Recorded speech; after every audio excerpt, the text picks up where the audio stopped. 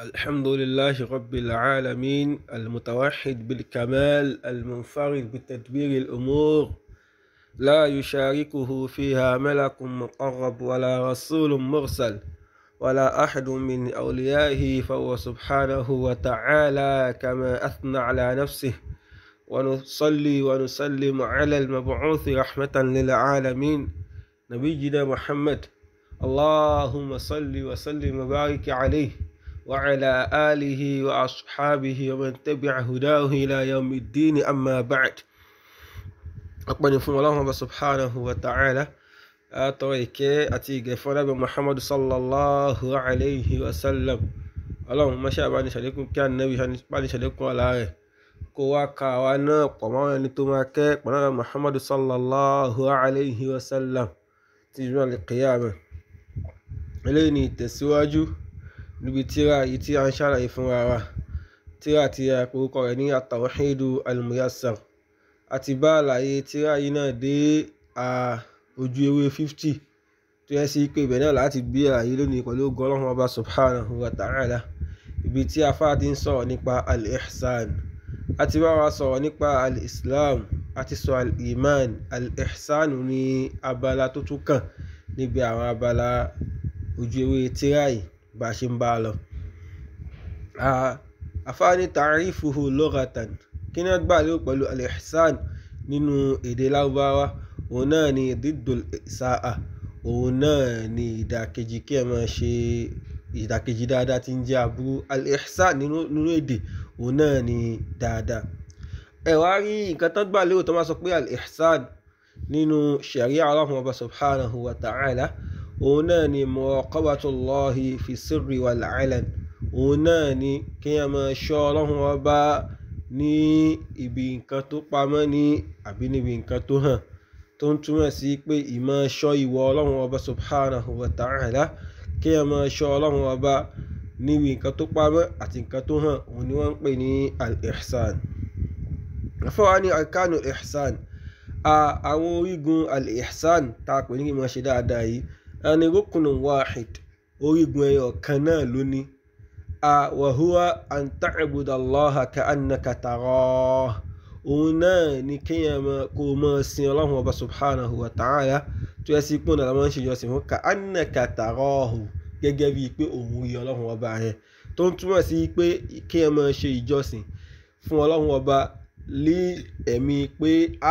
Ọlọ́run èèyàn ń rí Ọlọ́run Ọba yẹn, tó yẹ pé èèyàn fi lè mójútó ìjọsìn yẹn. fa in lam takun tarahu, kódà bó tiẹ̀ jẹ́ sí pé ò bá tiẹ̀ rí Ọlọ́run Ọba yẹn, fa innahu yarak, kí wọ́n mọ̀ Ọlọ́run Ọba yìí ọba tó ń rí ẹni, tó ń túmọ̀ sí pé tó bá ń ṣe ìjọsìn à á gbé kínní ìsíwájú wa. tó bá ti lè rí gbé síwájú wa sínú ọkàn wa tó bá ń ṣe ìjọsìn àti ń ṣe ihsanu nínú ẹ̀sìn nìyẹn. aqsamul ihsan, wọ́n wá ní pé ẹ̀ wá rí àwọn ìpín tí ihsanu ní qisman méjì ni. ihsanu ila al-khalq, òun náà ni kí a máa ṣe dáadáa sí àwọn ẹ̀dá. wa huwa yakunu fi arba'ati umur, ẹ wá rí eléyìí ìmọ̀ ń wáyé ní abala nǹkan mẹ́rin. kí ẹ máa ṣe dáadáa sí ọmọ ẹ̀dá ènìyàn, sáwọn ẹ̀dá Ọlọ́run Ọba, ọ̀nà mẹ́rin ni wọ́n ń gbà wáyé. alákọ̀ọ́kọ́ ń bẹ almal, kí ẹ máa ṣe dáadáa sí wọn pẹ̀lú owó, pẹ̀lú ìmọ̀ náwó lé wọn lórí, pẹ̀lú ìmọ̀ fún ìmọ̀ tọrẹ fún wọn. ẹlẹ́ẹ̀kejì òun náà ni aljah, òun náà ni kí ẹ máa ṣe dáadáa sí àwọn ẹ̀dá pẹ̀lú ipò tí Ọlọ́run Ọba subhanahu wa ta'ala tó gbéyàn sí, nípa pé bóyá èèyàn ní ipò kan ní tí a fi lè máa ṣe dáadáa fáwọn ẹ̀dá Ọlọ́run Ọba. ẹlẹ́ẹ̀kẹta al-ilm, òun náà ni máa ṣe dáadáa sí àwọn ẹ̀dá pẹ̀lú ìmọ̀ tọ́lọ́run Ọba subhanahu wa ta'ala jogún fún ni, gẹ́gẹ́ bí èyí tí a ń ṣe fún wa tá ń ṣàlàyé fún wa yìí sìn lábala pé èèyàn ń ṣe dáadáa sí ọmọ ẹ̀dá ènìyàn ni. kò ẹ pé ń ṣe dáadáa sí ọmọ ẹ̀dá ènìyàn lásán, èèyàn ń ṣe dáadáa fẹ́mi ara tiẹ̀ náà, torí pé obìnrin kan tá ń sọ yìí bó ṣe ń bá ẹni tó ń sọ wí, bẹ́ẹ̀ náà ló ń bá ẹni tó ń gbọ́ wí. ẹlẹ́ẹ̀kẹrin òun náà ni albadan, òun náà ni ara, òun náà ni máa ṣe dáadáa ní títara sí àwọn ẹ̀dá Ọlọ́run Ọba subhanahu wa ta'ala. ẹ wá rí ìpín ẹlẹ́ẹ̀kejì nínú àpín al-ihsan máa ṣe dáadáa yìí, wọ́n ní ihsanun fi ibadatil khaliq,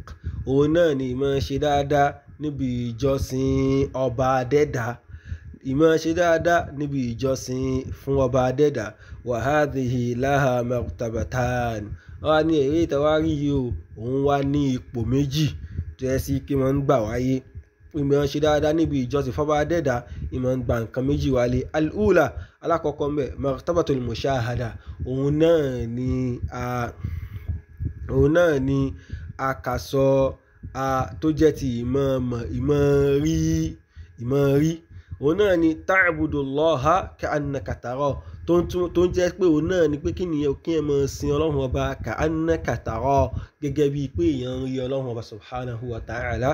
wa hiya a'la al-martabatayn òun náà ló sì fi ń ga jù nínú àwọn ipò méjì tí a sọ fúnra wa yìí tó ń túmọ̀ sí pé kí ẹ máa sin ọlọ́run ọba gẹ́gẹ́ bíi pé èèyàn ń rí ọlọ́run ọba ìyẹn lábí ìkìláàsù tó nípọn síyàn ní ẹ̀mí ìyẹn lábí pé èèyàn á máa ṣe ìjọsìn fún ọlọ́run ọba nítorí tọ́lọ́run ọba subhanahu wa ta'ala ni. ẹlẹ́ẹ̀kejì martabatul ittila'i wal muraqaba òun náà ni ipò títí pé ìrí ni àti ìmọ̀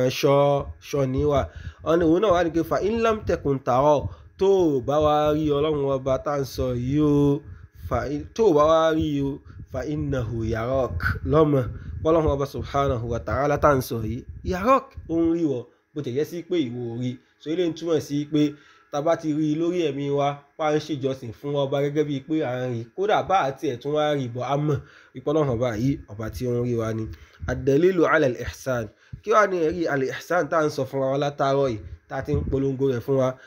òun náà ni ọlọ́run subhanahu wa ta'ala tọ́lọ́run ọba sọ wípé inna Allaha adájọ́ ọlọ́run ọba ma'al ladhina taqaw ọlọ́run ọba subhanahu wa ta'ala ìmọ̀ ń bẹ pẹ̀lú àwọn tán bá páyà ọlọ́run ọba subhanahu wa ta'ala wal ladhina hum muhsinun àtàwọn tó yẹ sí pé wọ́n máa ń ṣe kí nìyẹn wọ́n jẹ́ ẹni tí máa ń ṣe dáadáa ilé wa ní suratu Nahl ibẹ̀ láti rí àyà yìí. kí wàá tún ní ẹ̀rí ilé nínú sunnah nabi Muhammad sallallahu alayhi wa sallam ọ̀yá ọ̀rọ̀ tá à ń sọ fún wa yìí kí lọ́rọ̀ náà òun náà ni al-ihsan ẹ̀rí rẹ̀ òun náà ni hadithu Jibril tó yẹ sí pé òun náà láti kà fúnra wa òun náà lẹ̀rí tá a mú wá fún wa níbi Islam òun náà lẹ̀rí tá a mú wá fún wa níbi al-iman òun náà lẹ̀rí tá a tún mú wá fún wa níbi al-ihsan nígbà tí Jibril alayhi salatu wa salam tó ń béèrè lọ́wọ́ Ànábì Muhammad sallallahu alayhi wa sallam tó sọ pé wa Ànábì akhbirni anil ihsan ó ní wa Ànábì fún mi nírò nípa al-ihsan wọ́n sọ báyìí kó wá kí nìyẹn o ta'budullaha ka'annaka tarahu òun náà ni kó mọ́ sin ọlọ́run ọba gẹ́gẹ́ bíi pé òun rí ọlọ́run ọba yẹn fa in lam takun tarahu tó o bá tẹ̀ wá rí ọlọ́run ọba yẹn fa innahu yarak èyí náà tó ń túmọ̀ sí pé wàá tún lọ mọ̀ pọ́lọ́run ọba yìí ọba tó yẹ sí kí nìyẹn o ọba tó ń rí ẹni. eléyìí ni àwọn abala ọ̀rọ̀ tó jọ mọ́ al-ihsan afá tó wá tẹ̀síwájú wọ́n wá ní pé al-ilaqatu bayna al-islami wal-imani wal-ihsan kí wá ní àwọn ìbáṣe tó wà láàrin islam tá a sọ fúnra wa al-iman àti ihsan yìí àfáàní awalan alákọ̀ọ́kọ́ òun náà ni idha dhukirat hadhihi al-umur ath-thalatha òun náà ni kí tó bá dá ọkọ̀ àwọn nǹkan mẹ́rẹ̀ẹ̀rin yìí papọ̀ kana li kulli wahidin minha ma'nan khassa òun náà ni pé tó bá dá ọkọ̀ àwọn nǹkan mẹ́rẹ̀ẹ̀ta yìí papọ̀ olúkálukú nù wọn yóò máa túmọ̀ sí nǹkan kankan tó ṣe kí nìyẹn tó bá a lára mu kí ni ìtumọ̀ eléyìí òun náà ní pé tá a bá kó al-islam al-iman al-ihsan tá a bá kó wọn papọ̀ sí ojú kan a máa rí wípé nǹkan tá a rí wípé a rí ọ̀rọ̀ sọ lórí ẹ̀kọ́ kan pé eléyìí wọ́n wá ní kí fa yuqsadu bil islam nígbà tó bá ti kó ọmọ ẹ̀ta yìí tó bá ti kó ọmọ ẹ̀ta pàjọ yìí sí àmọ́ yìí pé al-a'malu al-islam àmọ́ túmọ̀ sí pé al-a'malu zahira àwọn iṣẹ́ tá a máa ń ṣe hàn gẹ́gẹ́ bí ìrun gẹ́gẹ́ bí àwẹ̀ gẹ́gẹ́ bí hajj gẹ́gẹ́ bá yẹn sọ fúnra wa níbi ẹ̀kọ́ tó síwájú wa yuqsadu bil iman àwọn ọmọ kíni máa gbà lérò pẹ̀lú iman nígbà tó bá ti kó ọdún ọjọ́ àwọn iman al-umuru al-ghaybiyya ìmọ̀ ni a máa túmọ̀ sí àwọn ọ̀rọ̀ tó ṣe kí nìyẹn tó jẹ wọ́n ọ̀rọ̀ tó yẹ sí pé ó pamọ́ tó yẹ sí pé nǹkan tá a lè rí wa yuqsad bil ihsan kí wọ́n máa gba al-ihsan lérò níbi tó bá ti kó wọn jọ a'la darajatil din òun náà ni pé ipò tí fi ń ga jù nínú àwọn ipò ẹ̀sìn. ẹlẹ́ẹ̀kejì idha infaradat hadhihi al-umur ath-thalatha wọ́n wá ní pé tí àwọn nǹkan mẹ́rin tá a sọ fún wa ẹ̀wà yìí tán bá dá dúró lẹ́yọ kọ̀ọ̀kan wọ́n ní pé òun náà ní pé idha infarada al-islam tí islam bá dá dúró tó pé islam nìkan la rí dakhala fi al-iman tá a bá ti ń sọ̀rọ̀ nípa islam tẹ́sí pé àdáwọ̀ àwọn tó kù àmọ́ kíni ẹ̀ àmọ́ ipa ń sọ̀rọ̀ nípa ìmánì náà ni torí pé ojú ẹ̀ náà tó bá ti kíni ẹ̀ tó bá ti yàtọ̀ ọ̀tọ̀ wọn fúnra wọn kíni ẹ̀ àwọn tó wọn wọnú ara wọn ìlànfàrọ̀dà ìmán tó ẹ́ pé ìmánì náà là ń sọ̀rọ̀ nípa rẹ̀ dakhala fi islam náà ṣe kíni ẹ̀ islam náà wọlé síbẹ̀ gẹ́gẹ́ bẹ́ẹ̀ ni ìlànfàrọ̀dà ihsan tẹ́ pé ihsan la fẹ́ mọ́ sọ̀rọ̀ nípa dakhala fi islam wal iman àárí wípé àárí mọ́ sọ̀rọ̀ nípa islam a sì tún mọ́ sọ̀rọ̀ nípa al-iman ni tó ń túmọ̀ sí pé àwọn afẹ́fẹ́ wọn sọ pé izajtama'a iftaraqa wa izaftaraqa ijtama'a òun náà ni qa'ida principle ni lọ́dọ̀ àwọn àfàtàn wọn ni pé izajtama'a táwọn tí àwọn nǹkan tá a sọ tó máa papọ̀ mọ́ra wọn tó yẹ ká bẹ́ẹ̀ wọn sọ táwọn ẹ̀ka bá kún ẹ sórí kan náà iftaraqa àárí yàtọ̀ láàrin wọn wa izajtama'a ṣùgbọ́n tó máa lọ papọ̀ tó yẹ pa kó ọjọ́ kí ni wa izaftaraqa tó bá ṣe kí tó bá yàtọ̀ tọ̀ síra wọn ijtama'a tàbá izaftaraqa tán bá yàtọ̀tọ̀ sí àwọn tẹ́lifà afọ ìkíni yẹn o à ń sọ̀rọ̀ pa nípa ẹyọ kan ijtama'a a rí i pé à ń sọ̀rọ̀ nípa ìmí náà nínú àwọn yìí wà izajtama'a ṣùgbọ́n tán bá papọ̀ tẹ́lifà fẹ́ wà kó lọ́ra kan fún wọn sọ̀rọ̀ pa omi wọn lẹ́ẹ̀kan náà iftaraqa a ṣe kíni yẹn o a mọ̀ ṣèyàtọ̀ ní àárín wọn eléyìí ni àlàyé tó jọmọ́ abala ibi tí a ti di dánu dúró lónìí abẹ́lẹ́wọ̀n subhanahu wa ta'ala kọ́lọ̀ subhanahu wa ta'ala kó ṣe àgbọ́yé ọ̀rọ̀ ẹ̀sìn rẹ̀ fún wa kó ṣe wá lọ́kan nínú àwọn tá a gbọ́ ìmánì yìí kó ṣe wá lọ́kan nínú àwọn tí ìmánì wọn bá wọn tá a bá wọn kalẹ̀ kó mọ̀ yẹ ẹsẹ̀ wa kó lójú ọ̀nà al-islam subhanaka allahumma wa hamdik ashhadu an la ilaha illa ant astaghfiruka wa atubu ilayk.